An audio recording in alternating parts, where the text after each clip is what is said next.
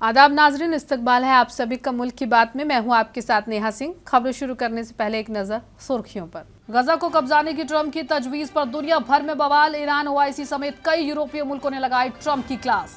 US से भारतीयों के डेपुटेशन पर पार्लियामेंट में हंगामा। अपोजिशन का हथकड़ी पहनकर सदन के बाहर एहतजाज। मिल्कीपुर जिमनी इंतखाबात के बाद भड़के अखिलेश, बोले इलेक्शन कमीशन मर गया है। नई दिल्ली सीट पर 20,000 वोट से हार सकते हैं केजरीवाल, एग्जिट पोल्स दे रहे हैं आपको जोर का झटका। मौलाना रशीदी ने दिया चौंकाने वाला बयान, कहा जिंदगी में पहली बार मैंने बीजेपी को वोट दिया। मुस्तफाबाद और सीलमपुर में हुई बम्पर वोटिंग। मेहरौली में सबसे कम 53% वोटिंग दर्ज की गई।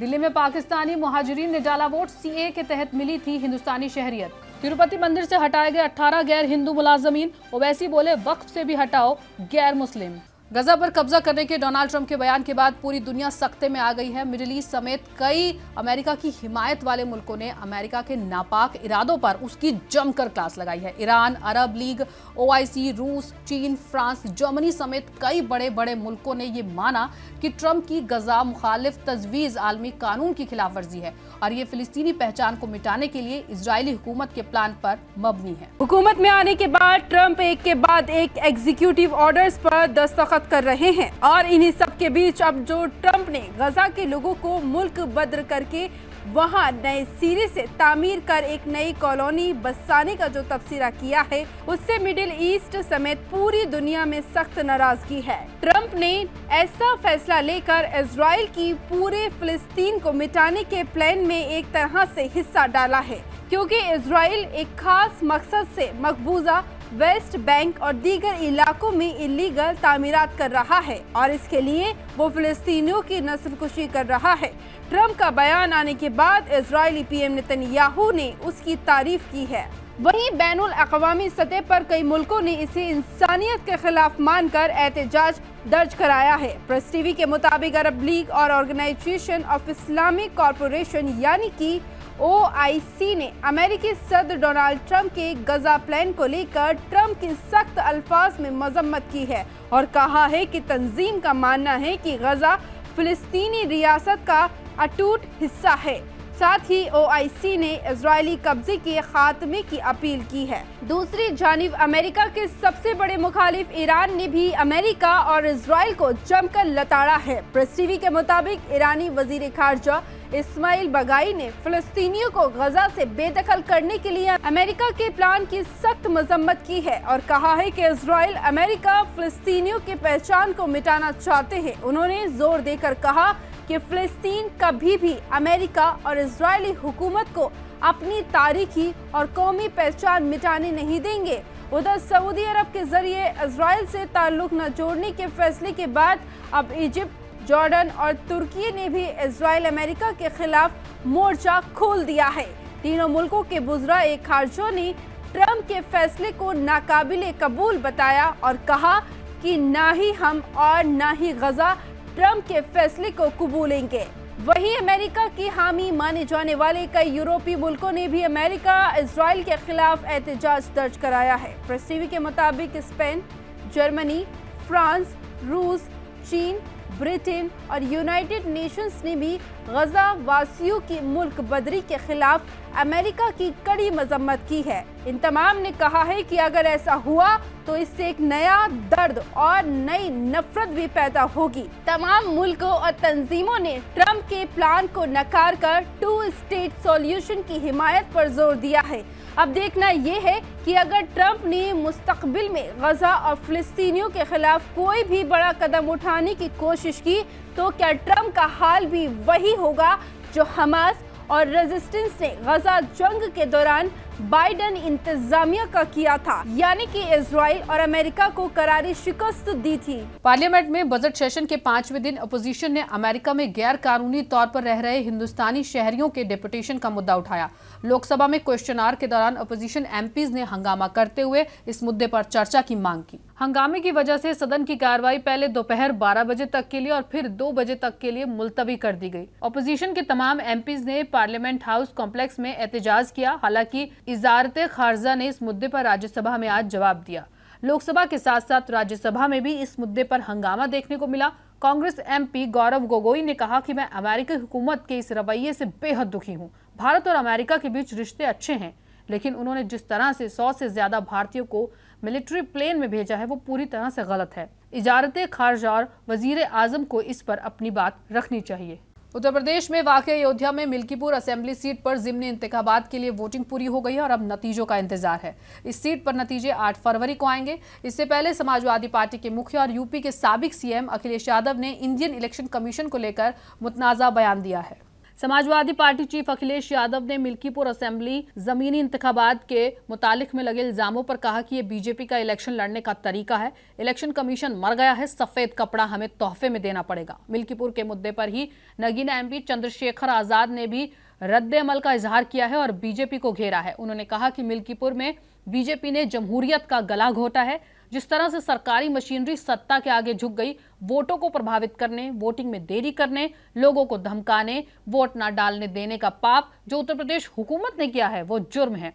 सत्ता में रहकर उन्हें लगता है कि वे कभी नहीं जाएंगे, लेकिन जिस तरह से वो जमहूरियत का कत्ल कर रहे हैं, आने वाले वक्त में जनता उन्हें जवाब देगी। इतना सब होने के बाद भी मिल्कीपुर में हो सकता है कि नतीजे बीजेपी को सबक सिखा दें। दिल्ली असेंबली इंतखाबात में वोटिंग पूरी हो चुकी है। इस दौरान 60% से ज्यादा वोट डाले गए हैं। वहीं एग्जिट पोल्स की अगर बात की जाए तो आम आदमी पार्टी और बीजेपी में कड़ी टक्कर दिख रही है। कुछ एग्जिट पोल्स में बीजेपी को बढ़त मिलती हुई दिखाई दे रही है तो कुछ में आम आदमी पार्टी आगे दिख रही है। दिल्ली असेंबली इंतखाबात में 70 सीटों पर वोट डाले गए। वोटिंग पूरी होने के बाद तमाम एजेंसियों ने एग्जिट पोल के आंकड़े आने शुरू हो गए हैं। कई एजेंसियों के एग्जिट पोल में बीजेपी को बढ़त मिलती हुई दिखाई दे रही है। दावा तो ये भी किया जा रहा है कि आम आदमी पार्टी के सरबराह अरविंद केजरीवाल खुद ही नई दिल्ली सीट से 20,000 वोटों से हार सकते हैं। एग्जिट पोल में कई बड़े दावे किए जा रहे हैं। ज्यादातर एजेंसियों के मुताबिक नई दिल्ली सीट पर साबिक वजीर आला अरविंद केजरीवाल और बीजेपी उम्मीदवार प्रवेश वर्मा के बीच में कड़ी टक्कर हो सकती है। लेकिन जेवीसी एजेंसी ने अपने एग्जिट पोल में दावा किया है कि इस सीट पर अरविंद केजरीवाल बीजेपी के प्रवेश वर्मा से हार रहे हैं। केजरीवाल करीब 20,000 वोटों के अंतर से हार सकते हैं। हालांकि ये केवल एग्जिट पोल के अंदाजे हैं। 8 फरवरी को जब दिल्ली इंतखाबात के नतीजे आएंगे तब असली तस्वीर सामने आएगी। दिल्ली असेंबली इंतखाबात की वोटिंग बीते रोज हो गई। इसी बीच ऑल इंडिया इमाम एसोसिएशन के चीफ साजिद रशीदी ने एक बेहद ही चौंकाने वाला बयान दिया है। सुनिए उन्होंने क्या कुछ कहा। दोस्तों, मैंने वोट कर दिया है। दिल्ली में किसकी सरकार बने इसके लिए, और मैंने ये वोट किसको किया है आपको सुनकर बड़ा आश्चर्य होगा। मैंने ये वोट भारतीय जनता पार्टी को किया है। जिंदगी में पहली बार मैंने भारतीय जनता पार्टी को वोट किया है। क्यों किया है, इसके पीछे बहुत सारे रीजन हैं। अब तक मुसलमानों पर एक एलिगेशन ये लगता रहा कि भारतीय जनता पार्टी को हराने के लिए मुसलमान वोट करता है, लेकिन ये मैंने वोट इसलिए किया आज बीजेपी को कि दिल्ली के अंदर बीजेपी जीते। और भी इसके पीछे रीजन है, आप मुझसे कमेंट कर सकते हैं, बात कर सकते हैं। बहुत शुक्रिया। दिल्ली में करीब 60% वोट डाले गए हैं, जो साल 2008 के बाद सबसे कम वोटिंग की तादाद है। कुल 699 उम्मीदवारों का फ्यूचर ईवीएम में कैद हो चुका है।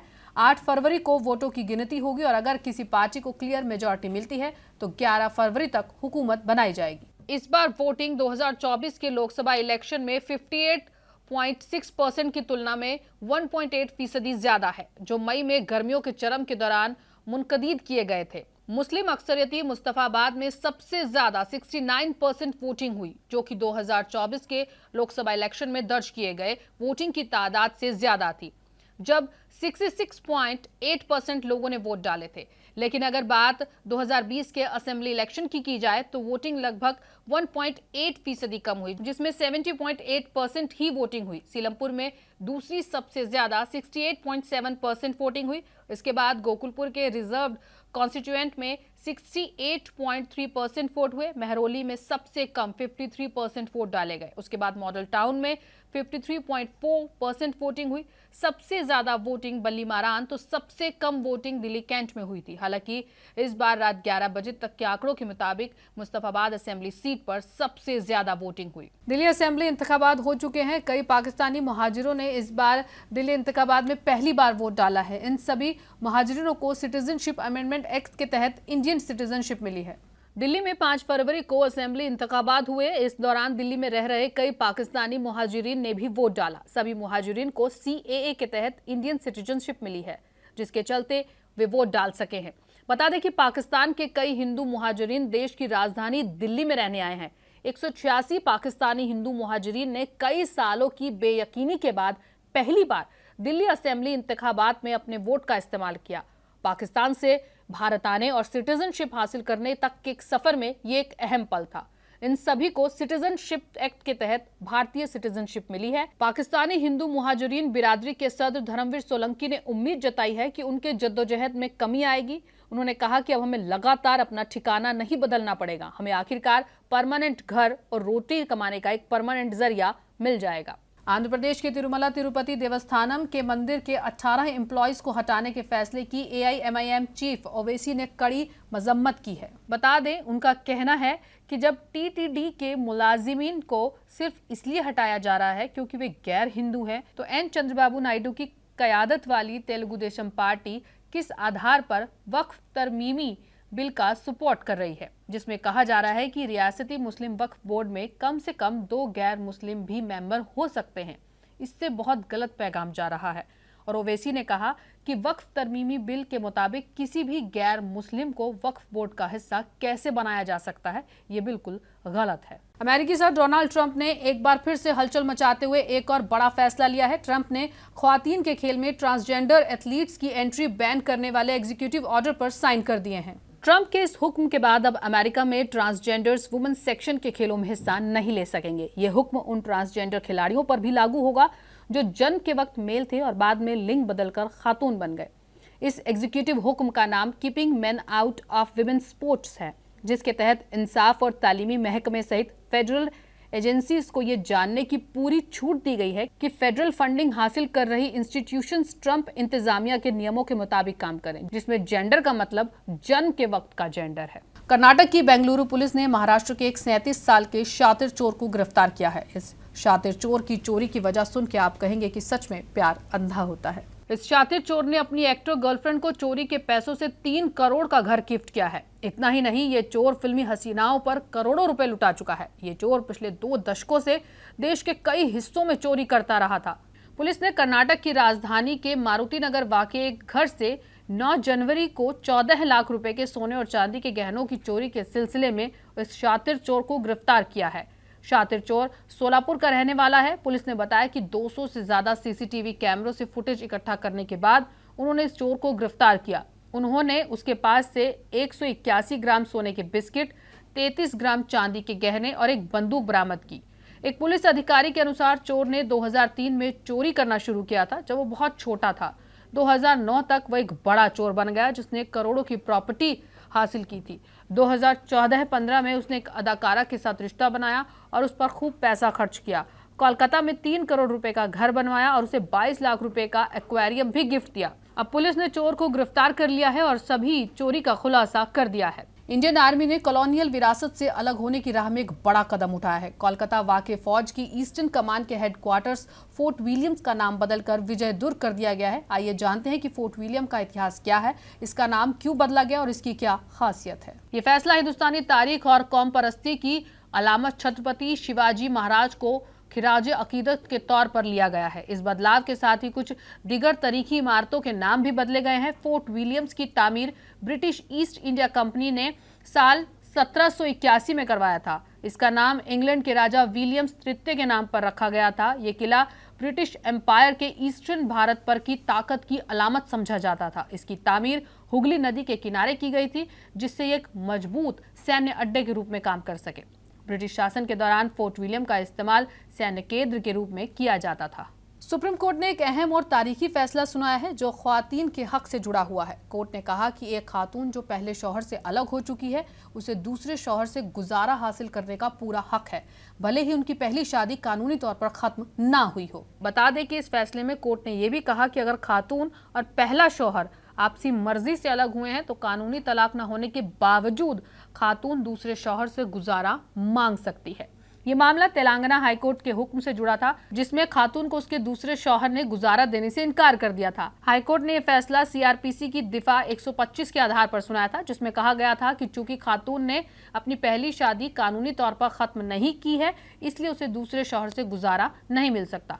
लेकिन अब सुप्रीम कोर्ट ने इस हुक्म को पलटते हुए खातून की दरख्वास्त को कबूल कर लिया है। जस्टिस बीवी नागरत्न और सतीश चंद्र शर्मा की बेंच ने इस मामले की सुनवाई की और खातून के हक में फैसला सुनाया। आगा खान फाउंडेशन के सदर और इस्माइली शिया मुसलमान के 49वें इमाम आगा खान का मंगलवार को पुर्तगाल में इंतकाल हो गया, जिसके बाद देर रात उनकी वसीयत के मुताबिक उनके बेटे रहीम अल हुसैनी को इस्माइली मुसलमानों का नया स्पिरिचुअल लीडर और इमाम मुकर्रर कर दिया गया। रहीम अल हुसैनी को उनके वालिद की वसीयत में शिया इस्लामी मुसलमानों के 50वें इमाम के तौर पर नामित किया गया था। इस्लामी मुसलमानों के स्पिरिचुअल लीडर आगा खान का 88 साल की उम्र में मंगल को पुर्तगाल में इंतकाल हो गया। आगा खान अपनी बिरादरी के 49वें इमाम थे। नाजरीन, मुल्क की बात में आज के लिए बस इतना ही। मुझे दीजिए इजाजत। आदाब।